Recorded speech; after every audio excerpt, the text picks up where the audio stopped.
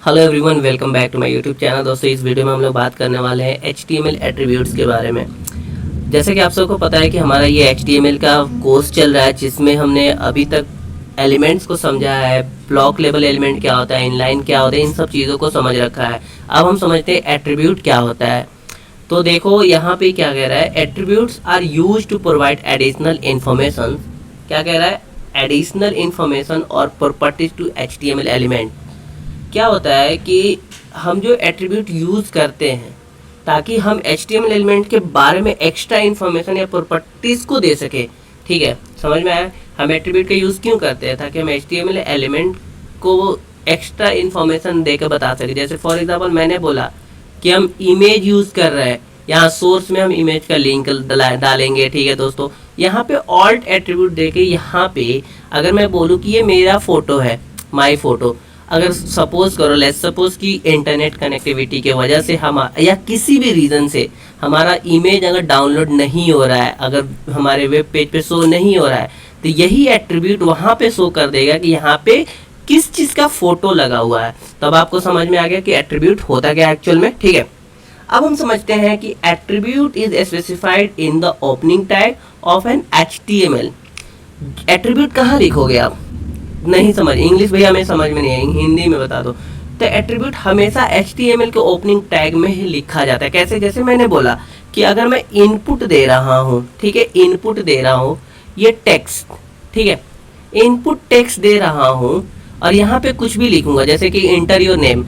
अब मैं यहाँ पे अगर प्लेस होल्डर लिख रहा हूँ ना दोस्तों, प्लेस होल्डर, ठीक है, जैसे कि प्लेस होल्डर में आप क्या बोलोगे कि इस इनपुट बॉक्स में जो भी नाम आप शो करके दिखाओ, तो यहाँ पे लिखोगे इंटर योर नेम। तो आपने देखा कि ओपनिंग टैग के अंदर ही हम एट्रीब्यूट को लिखते हैं। ये सब चीज़ें मैं करके दिखाऊंगा अभी बस थ्योरी समझ लो। Attribute help control the behaviour, appearance and functionality of HTML element. क्या कहता है, एट्रीब्यूट की हेल्प से हम HTML एलिमेंट को किस किस चीज़ को कंट्रोल कर सकते हैं, उसके बिहेवियर को, उनका अपीयरेंस और फंक्शनलिटी को हम क्या कर सकते हैं, कंट्रोल कर सकते हैं। किसके हेल्प से, एट्रीब्यूट के हेल्प से। अब attributes usually come in name और वैल्यू पेयर, लाइक नेम और वैल्यू। ये इस तरह के पेयर्स में ये एक्चुअल में आते हैं। जैसे आप यहाँ पे नेम कुछ भी हो सकता है, जैसे मैंने नेम बोला प्लेस होल्डर, ठीक है, और उसकी वैल्यू क्या लोगे, जैसे बोलोगे आप इंटर योर नेम, इस तरह के बोलोगे। ठीक है, तो आई होप कि आपको चीज़ें समझ में आ गई होंगी। ठीक है, अब इसके बाद कुछ कॉमन एट्रीब्यूट्स के हम लोग एग्जाम्पल देख लेते हैं, फिर चलते हैं अपने VS कोड की तरफ या कोई भी एडिटर की तरफ। वहाँ पे देखते हैं कि एक्चुअल में एट्रीब्यूट है क्या। हमने बोल तो दिया ये चीज़ होता है, ठीक है, लेकिन है क्या, हम करके कोड करके देखेंगे। जैसे कि यहाँ पे आप देख सकते हैं ID होता है, क्लास होता है, स्टाइल होता है, टाइटल होता है। इन सब चीज़ों के बारे में बताऊँगा। ये एक यूनिक आइडेंटिफायर होता है और पूरे, एक सेकेंड, पूरे HTML पेज पे ID सिर्फ एक ही हो सकता है। अब बोलोगे भैया इतना सारा मैं कोड लिखूंगा, उसमें ID एक ही लिख सकता हूँ, इसका क्या मतलब है। तो मैंने बोला कि ID आप जब भी लिखोगे, जैसे ID लिख दिया, ID आपने 1 लिखा, ठीक है, लेट्स सपोज ID 1, तो दूसरा ID, दूसरे HTML एलिमेंट का ID आपका 1 नहीं हो सकता, आपको 2 रखना पड़ेगा या अनदर नेम, दूसरा नाम कोई रखना पड़ेगा। ये चीज़ ध्यान में देना है। क्लास क्या हो सकता है, क्लास आप एक HTML एलिमेंट में मल्टीपल क्लास दे सकते हो एक ही नाम से।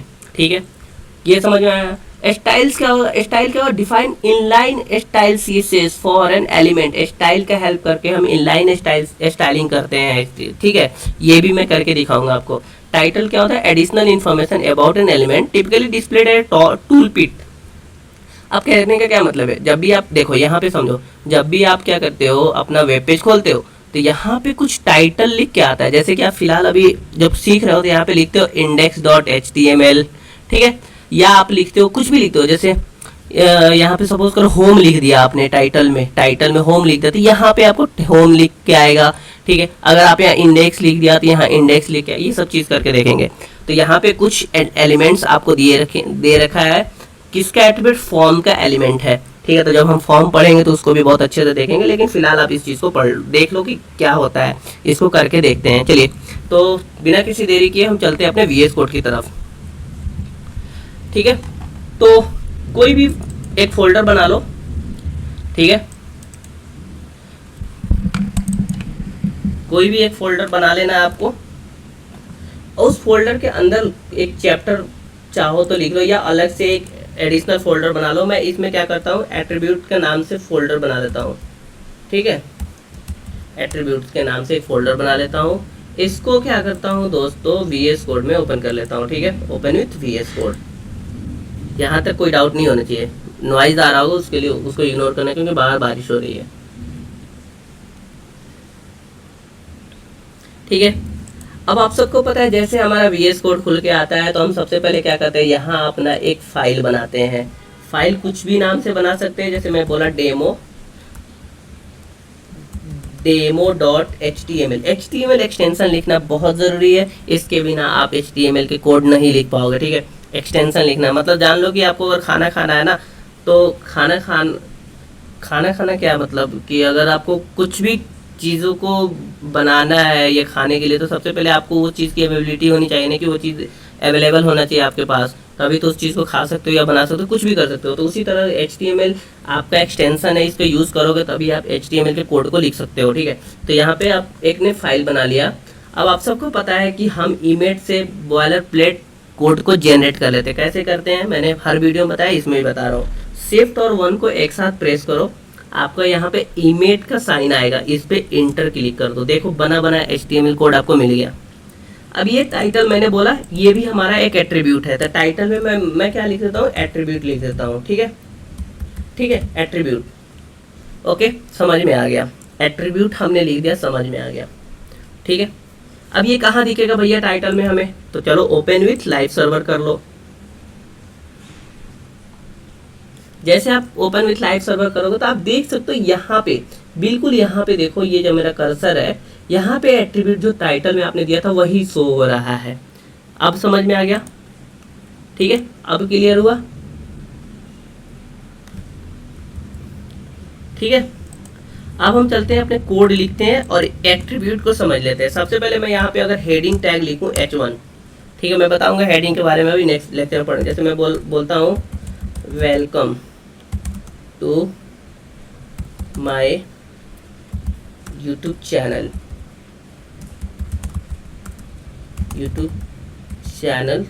Code with Khalid, right. अब दोस्तों यहाँ पे बोलोगे भैया एट्रीब्यूट कहाँ आया, ये तो आपने एक ओपनिंग टैग क्लोजिंग टैग लिखा, उसके अंदर में कुछ सेंटेंस लिख दिए, तो ये तो आपका एट्रीब्यूट नहीं हुआ। तो एट्रीब्यूट मैंने बोला था जब भी आप एट्रीब्यूट लिखोगे वो क्या करोगे, ओपनिंग टैग के अंदर लिखोगे। एट्रीब्यूट मैंने बोला था कि फर्स्ट बोला था टाइटल, आईडी, क्लास, ठीक है, और स्टाइल के बारे में भी बताया था। सबसे पहले हम आईडी देखते हैं। अब आईडी क्या हो गया, जैसे मैंने आईडी बोला 1, ठीक है। अब इस आईडी के हेल्प से मैं पूरे इस HTML को देखो किस तरह से स्टाइलिंग कर लेता हूँ, या जावास्क्रिप्ट लिखने जाऊंगा तो इसी के हेल्प से मैं बहुत सारे इसमें फंक्शनलिटी ऐड कर सकता हूँ, ठीक है, वो भी करके दिखाऊंगा धीरे धीरे। तो मैंने एक और एट्रीब्यूट आपको बताया था, स्टाइल एट्रीब्यूट, ठीक है, स्टाइल लिखा और आईडी। याद रखना दोस्तों, जब भी आप आईडी को सेलेक्ट करोगे तो हैश का यूज करोगे। क्या हैश का यूज करके उसको सेलेक्ट करोगे, हैश, और जो भी आईडी का नाम आपने दिया है जैसे 1, ठीक है, उसके बाद ये ब्रैकेट, ओपनिंग ब्रैकेट और क्लोजिंग ब्रैकेट, आप यहाँ कर्ली ब्रेसेस लिखोगे। अब देखो यहाँ पे आपको जो भी टेक्स्ट का सपोज आपको टेक्स्ट का कलर रेड करना है तो आप यहाँ पे रेड लिख दो। आपको फॉन्ट टेक्स्ट का साइज आपको थोड़ा सा बड़ा करना है, फॉन्ट क्या कर सकते हो, जैसे बहुत ज़्यादा बोल्ड करना चाहते हो जैसे 900 कर दो, ठीक है। आप देख सकते हो यहाँ पे मैं कैसे आपको दिखाऊँ, ये देखो आगे आपको बोल्ड राइट हो गया। अब मैं चाहता हूँ ना कि इसके आसपास जो भी मेरा बॉर्डर आगे आ रहा है दिख के, जो भी फॉन्ट का कलर आ रहा है उसके आसपास मुझे एक बॉर्डर दिख जाए, तो बॉर्डर में कर देता हूँ 1 पिक्सल सॉलिड पिंक। अब आप देख सकते हो कि इसके आसपास एक बॉर्डर भी हमें देखने को मिलेगा, देख सकते हो, देख रहे हैं।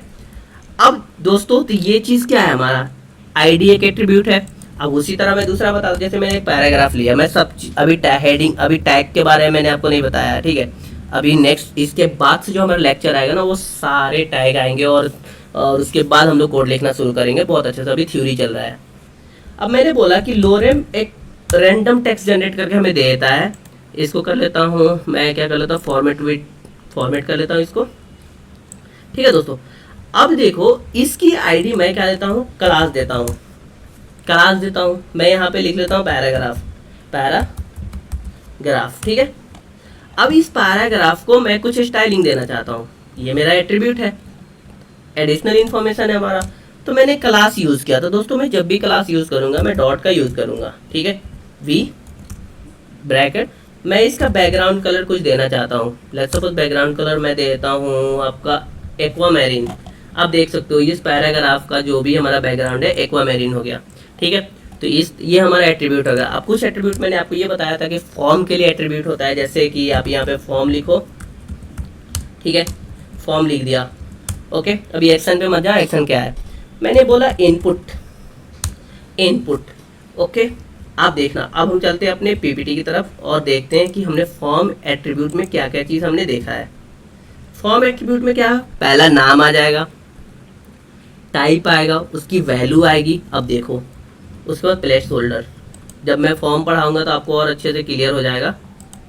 एक सेकेंड, किधर गया, ये देखो टाइप आ गया एक एट्रीब्यूट, उसकी वैल्यू आ गई टाइप के साथ, नेम और वैल्यू हमेशा एक साथ आती है। एक और एट्रीब्यूट हमने पढ़ा था प्लेस होल्डर, प्लेस होल्डर में क्या होगा, मैं यहाँ पे बोल देता हूँ enter, enter, enter your name. अब देख सकते हो कि जैसे हमारा इनपुट बॉक्स दिखेगा वो वहाँ पे हमारा एक एट्रीब्यूट शो हो आएगा, एडिशनल इन्फॉर्मेशन, ये बता रहा है कि भैया आप अपना नाम इंटर करो। तो आई होप कि आपको एट्रीब्यूट क्या होता है ये चीज़ें समझ में आ गई होगी। तो अगर कहीं भी कोई डाउट हो तो मुझे कमेंट करके बताओ, ठीक है। मिलते हैं नेक्स्ट वीडियो में, तब तक के लिए ओके बाय, थैंक यू, जय हिंद।